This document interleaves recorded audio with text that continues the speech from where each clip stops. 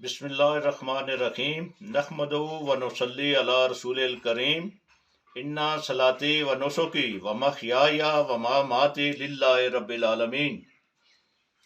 میں خادم علی افسر دربار عالیہ موڑا شریف حضور غوث زمان قطب دوران شیر شاہ غازی قیوم وقت مفسر قرآن نائب رسول صلی اللہ علیہ وآلہ وسلم اعلی حضرت الحاج حضور خواجہ پیر ہارون رشید صاحب مدد اللہ رحمۃ اللہ علیہ مرکزی دربار عالیہ موڑا شریف کمری نے جو قرآن پاک کی تفسیر لکھی ہے اور پھر بیان بھی فرمائی ہے وہ میں آپ کو پڑھ کر سناؤں گا۔ حسب اجازت خادم اسلام امیر سلسلہ عالیہ نسبت رسول صلی اللہ علیہ وآلہ وسلم غوث زمان قطب الارشاد منبع جود و عرفان پیر طریقت رہبر شریعت نائب رسول صلی اللہ علیہ وآلہ وسلم جناب الحاج پیر ڈاکٹر غلام محمد گور نذیر گور صاحب مدد اللہ علی سجادہ نشین مرکزی دربار عالیہ موڑا شریف کمری۔ الحمدللہ اللہ تعالیٰ کا لاکھ لاکھ شکر ہے کہ مالک الملک نے اپنی یاد کی توفیق اور موقع عطا فرمایا۔ لاکھوں اور کروڑوں درود حضرت محمد مصطفیٰ صلی اللہ علیہ وآلہ وسلم پر، جن کے طفیل مالک الملک نے یہ مہربانی عطا فرمائی۔ اعوذ باللہ من الشیطان الرجیم، بسم اللہ الرحمن الرحیم، الحمدللہ رب العالمین الرحمن الرحیم مالک یوم الدین۔ پہلی جلد اور سورۃ فاتحہ کی پہلی 3 آیات 1 سے 3۔ تمام تعریفیں اللہ تعالیٰ کے لیے جو سارے جہانوں کا پروردگار ہے، نہایت مہربان، بڑا رحم فرمانے والا، مالک روز جزا کا ہے۔ سامعین کرام، اللہ تعالیٰ نے قرآن پاک میں اپنے حکم سے مرتب فرمایا، اس ہدایت والی کتاب کو، اس رحمت والی کتاب کو، اس اپنی آخری کتاب کو جس نے ساری کائنات کے لیے ہدایت دینی ہے، شفا عطا کرنی ہے اور اللہ تعالیٰ کی رحمتوں کے خزانے کھولنے ہیں۔ اس کو اللہ تعالیٰ نے اس ترتیب سے فرمایا ہے، اس ترتیب سے مرتب فرمایا ہے کہ اس میں سب سے پہلے سورۃ فاتحہ کو رکھا۔ مالک الملک نے سورۃ فاتحہ کو اتنی اہمیت دی کہ اسے ہر نماز میں پڑھنا واجب ہے، ہر رکعت میں پڑھنا واجب ہے، اور اس کے بغیر نماز کامل نہیں ہو سکتی۔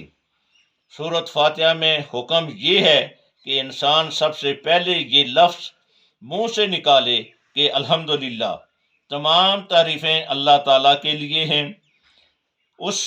اس پاک لفظ کی اتنی انگنت برکتیں ہیں کہ جنہیں بیان کرنا انسان کے بس میں نہیں، اور یہی وجہ ہے کہ اس لفظ کو سب سے پہلے زبان سے نکالنے کا حکم دیا گیا۔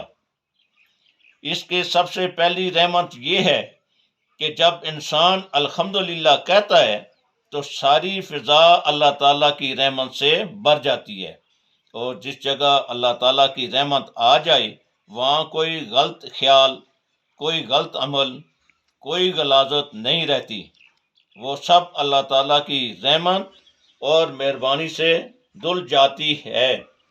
شیطان وہاں سے دور بھاگ جاتا ہے، نفس مطیع ہو جاتا ہے، اور انسان کے دل میں نور پیدا ہو جاتا ہے۔ نبی پاک صلی اللہ علیہ وآلہ وسلم کا فرمان ہے کہ جب انسان کے دل میں نور پیدا ہوتا ہے تو اس کا سینہ کھل جاتا ہے۔ صحابہ کرام رضی اللہ تعالیٰ عنہ نے عرض کی کہ یا رسول اللہ صلی اللہ علیہ وآلہ وسلم، کیا اس کی کوئی علامت بھی ہے؟ فرمایا ہاں، سب سے پہلا مقام اس کا یہ ہے کہ غرور اور تکبر سے انسان کنارہ کش ہو جاتا ہے۔ دوسرا اس کا مقام یہ ہے کہ دارالخلود کی طرف رجوع ہو جاتا ہے۔ تیسری نشانی اس کی یہ ہے کہ موت سے پہلے انسان موت کی تیاری کر لیتا ہے۔ یہ تینوں ارشادات بڑی حکمت والے ہیں۔ دنیا میں جتنے بھی جرائم کے ارتکاب ہوتے ہیں وہ غرور اور تکبر سے ہوتے ہیں۔ انسان کے دل و دماغ میں یہ بات ہوتی ہے کہ میں کسی سے پیچھے نہ رہوں، میں اس دنیا کی دوڑ میں سب سے آگے ہو جاؤں۔ اس کا یہ خیال ہی اس کے جرائم کا ارتکاب کرواتا ہے، اللہ تعالیٰ سے غافل کرواتا ہے اور اللہ تعالیٰ کے احکام سے روح گردانی کراتا ہے۔ اس لیے کہ اگر اسے وہ چیزیں حاصل ہو جائیں جنہیں وہ دنیا کی متاع خیال کرتا ہے اور یہ خیال کرتا ہے کہ یہ عزت کا سبب اور ذریعہ ہیں،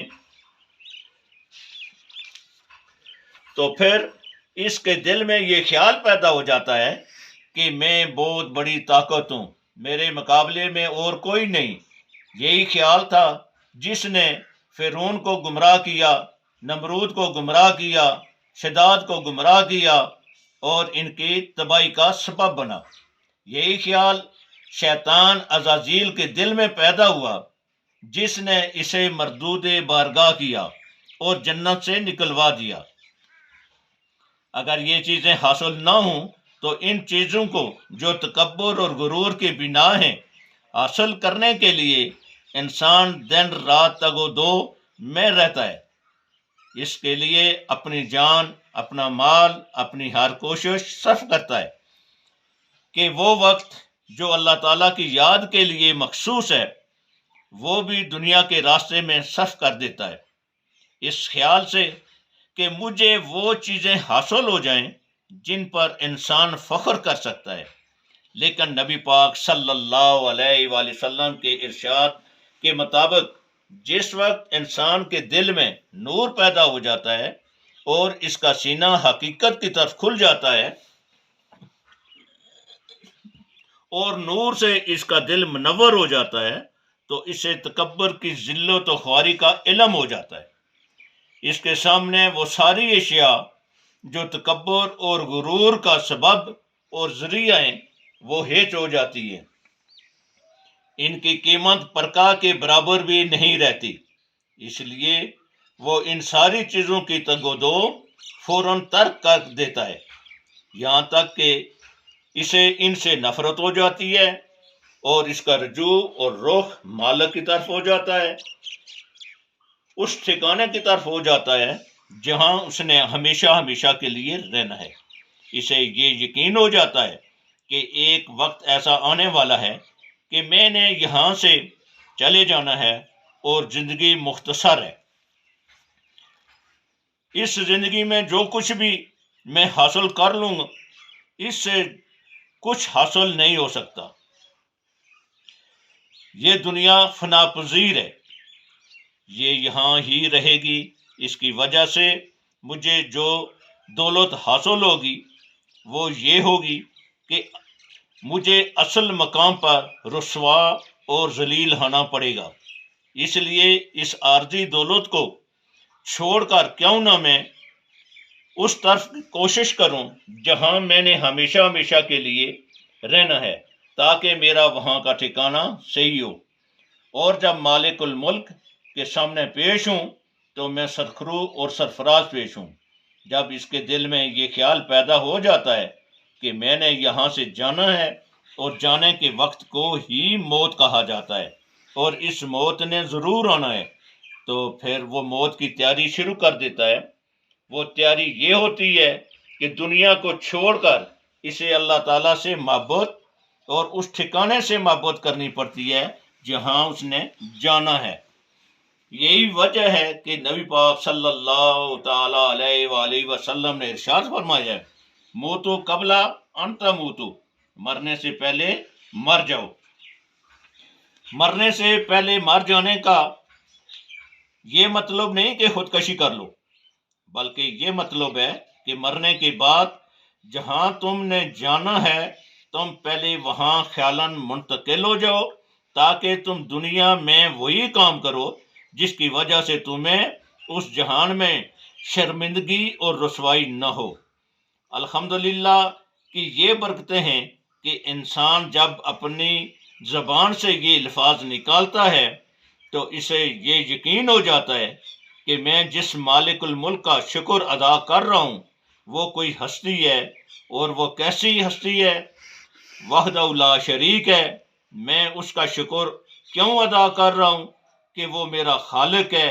وہ صرف میرا ہی خالق نہیں بلکہ ساری کائنات کا خالق ہے۔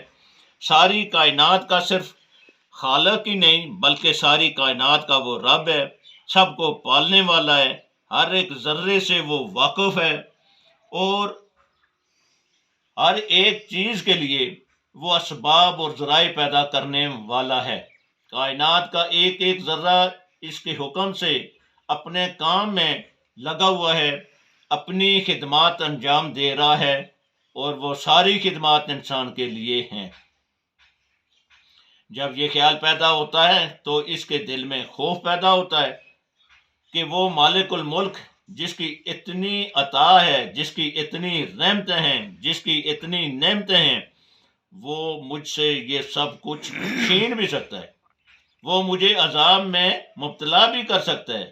مجھ سے کوئی ایسا کام نہ ہو، میری زبان سے کوئی ایسی بات نہ نکلے، میرے ہاتھوں اور پاؤں سے کوئی ایسا عمل نہ ہو کہ وہ مجھ سے ناراض ہو جائے اور یہ رحمتیں اور برکتیں وہ واپس لے لے اور میں عذاب میں گرفتار ہو جاؤں۔ ایسی صورت میں اس کے دل میں جو خوف پیدا ہوتا ہے وہ اسے مالک الملک کی ہستی اور اس کے وجود کے متعلق یقین دلاتا ہے، اس کے متعلق اسے سمجھ دلاتا ہے، اور یہی علم معرفت ہے۔ یہ علم معرفت اسے اس وقت حاصل ہوتا ہے جب وہ اپنے آپ کو پہچان لیتا ہے۔ جب وہ اپنے آپ اور کائنات کو پہچان لیتا ہے تو اسے اللہ تعالیٰ کی معرفت بھی حاصل ہو جاتی ہے۔ وہ معرفت اس طرح حاصل ہوتی ہے کہ اسے معلوم ہو جاتا ہے کہ یہ ساری کائنات خود نہیں پیدا ہوئی بلکہ اس کو پیدا کرنے والا کوئی ہے، اور اس کی ضرورت پوری کرنے والا بھی کوئی ہے۔ جب یہ خیال پیدا ہو جاتا ہے، جب یہ یقین پیدا ہو جاتا ہے تو پھر اسے یہ خیال پیدا ہوتا ہے کہ وہ مالک الملک جس نے یہ سب کچھ عطا کیا ہے، اس کی اطاعت ضروری ہے، اس کی عبادت ضروری ہے، چونکہ اس عبادت کو وہ سمجھتا نہیں ہے، لہذا اس عبادت کو سیکھنے کے لیے وہ اسلام اختیار کرتا ہے اور اللہ تعالیٰ کے احکام سے واقفیت حاصل کرتا ہے۔ جب مالک الملک کی عبادت کرتا ہے تو اس عبادت میں اسے اپنے سارے گناہ نظر آنا شروع ہو جاتے ہیں، اور وہ سارے گناہ اسے شرمسار کر دیتے ہیں اور وہ بہت شرمندہ ہو جاتا ہے۔ اس کے دل میں یہ خیال پیدا ہو جاتا ہے کہ مالک کو میں کس طرح منہ دکھاؤں گا، میں تو اطاعت سے غافل رہا ہوں، میں تو اس کے حکم کی حکم عدولی کرتا رہا، اور پھر اسے یہ خیال پیدا ہوتا ہے کہ مالک الملک نے جو اس بیماری کا علاج بتایا ہے وہ توبہ ہے، لہذا مجھے توبہ کرنی چاہیے۔ وہ انسان پھر توبہ کے دروازے پر آتا ہے، اللہ تعالیٰ کی طرف رجوع کرتا ہے اور اللہ تعالیٰ کے سامنے توبہ کرتا ہے۔ جب وہ توبہ کرتا ہے تو اسے اپنی اس عبادت کو روکنے والے ایسے عوارض نظر آتے ہیں جو چاروں طرف سے اسے گھیرے ہوئے ہوتے ہیں، اور وہ کیا چیزیں ہیں؟ وہ 4 چیزیں ہیں: ایک دنیا، دوسری خلق خدا، تیسرا شیطان اور چوتھا نفس۔ وہ حیران ہو جاتا ہے کہ یہ چاروں ایسی چیزیں ہیں جو مجھے ہر طرف سے اللہ تعالیٰ سے غافل کرتی ہیں اور اللہ تعالیٰ سے روکتی ہیں۔ ان مشکلات کو عبور کرنے کے لیے اسے چاروں راستے الگ الگ اختیار کرنے پڑتے ہیں۔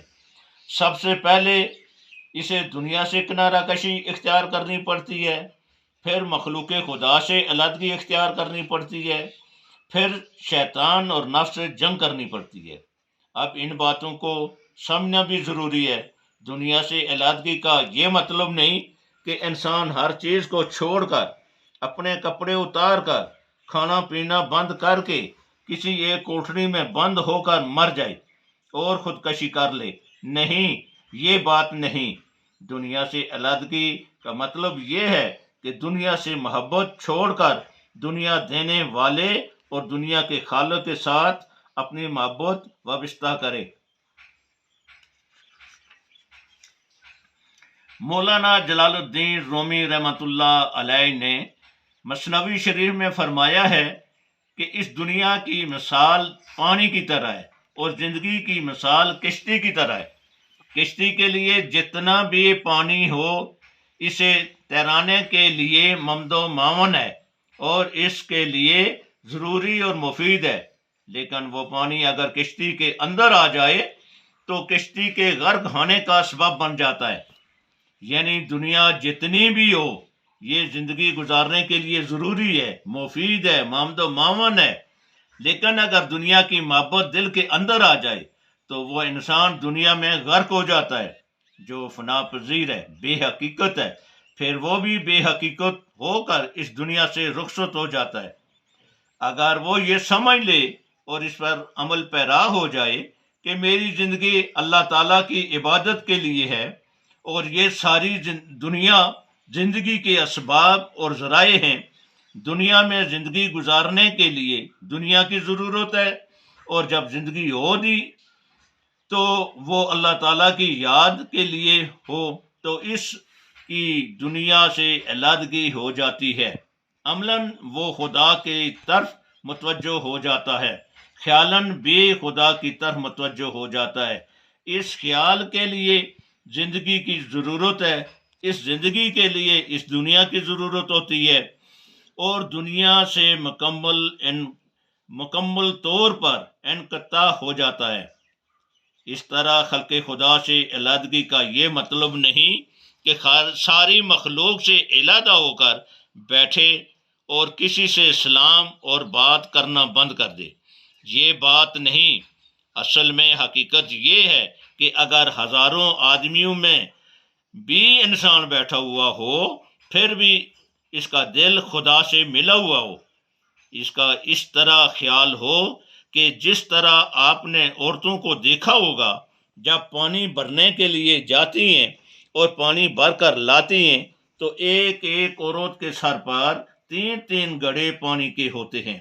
وہ ہاتھ بھی ہلاتی ہیں، زبان سے باتیں بھی کرتی ہیں، پاؤں سے چلتی آتی ہیں، لیکن تینوں گڑھے ان کے سر پر بالکل صحیح کھڑے رہتے ہیں، اس لیے کہ ان کا خیال گڑھوں کی طرف ہوتا ہے کہ کہیں گڑھے گر نہ جائیں. وہ باتیں کرتی ہیں، پاؤں ہلاتی ہیں، چلتی ہیں، لیکن اندرونی خیال گڑھوں کی طرف ہوتا ہے کہ گڑھے صحیح سلامت ان کے سر پر رہیں.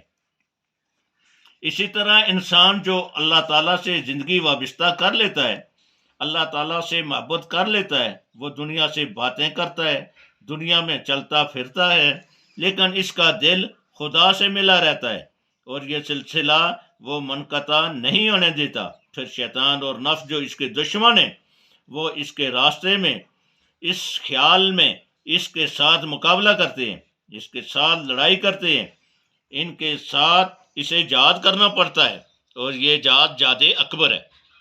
اس لیے کہ یہ دونوں دشمن خفیہ ہیں اور ہر وقت برسر پیکار رہتے ہیں. ان سے جہاد سب سے بڑا جہاد ہے. ہر خیال میں، ہر عمل میں اور ہر وقت ان سے کشتی رہتی ہے. وہ دنیا کی آرائش اور زیبائش کی طرف کشش کراتے ہیں، لیکن انسان انہیں چھوڑ کر اللہ تعالیٰ کی طرف متوجہ رہتا ہے. ان 4 چیزوں کو اس طرح حاصل کر کے انسان خدا کی طرف متوجہ ہو جاتا ہے. حاصل کلام یہ ہے کہ انسان جب خداوند تعالیٰ کی یاد کرتا ہے، الحمدللہ سب سے پہلے بولتا ہے، تو اس کی یہ ساری منازل طے ہو جاتی ہیں. اسے یہ یقین ہو جاتا ہے کہ میرا خالق اور مالک ہے جس کا میں شکر ادا کر رہا ہوں. میں اس کا شکر اس لیے ادا کر رہا ہوں اس وجہ سے کہ میں اس کی عبادت کروں گا تو میں اس مالک کے سامنے سرخرو اور سرفراز ہوں گا. مجھے اپنے گناہوں سے توبہ کرنی چاہیے. شیطان اور نفس جو مجھے دنیا کی طرف راغب کرتے ہیں ان سے برسر پیکار رہنا چاہیے۔ یہ تمام چیزیں اس وقت پیدا ہوتی ہیں جب انسان الحمدللہ کہتا ہے۔ الحمدللہ کہنے سے دو باتیں پیدا ہوتی ہیں، اس لیے یہ اتنی بڑی حقیقت اس پر واضح ہو جاتی ہے۔ پہلی یہ کہ وہ سارا جہان جس میں وہ رہتا ہے وہ رحمت سے بھر جاتا ہے۔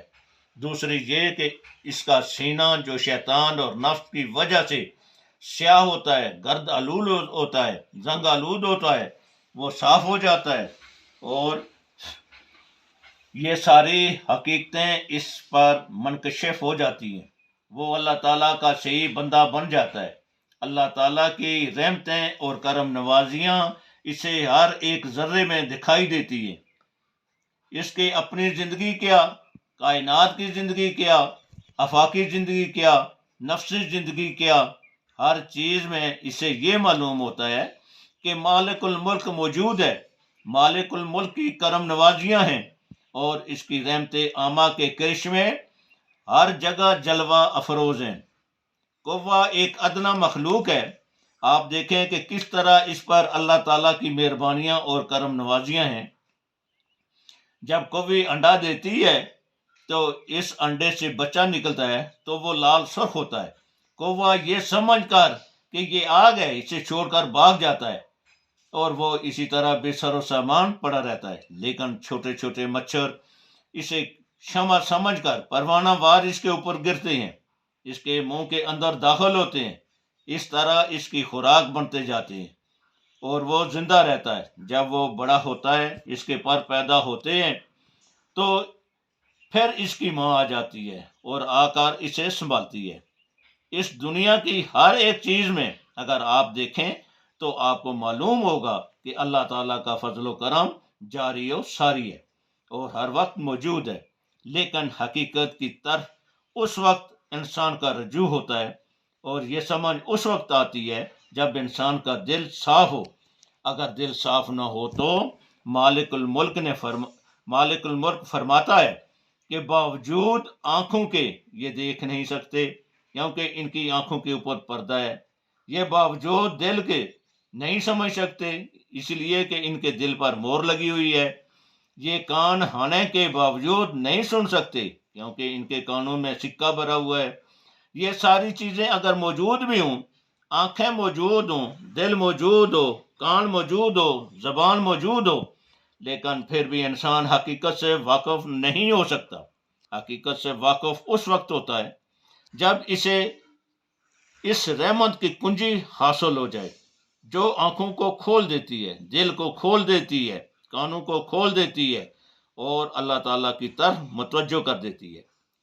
پھر اس نور سے اسے ہر وہ چیز دکھائی دیتی ہے جو اسے اللہ تعالیٰ کی طرف رجوع کرواتی ہے۔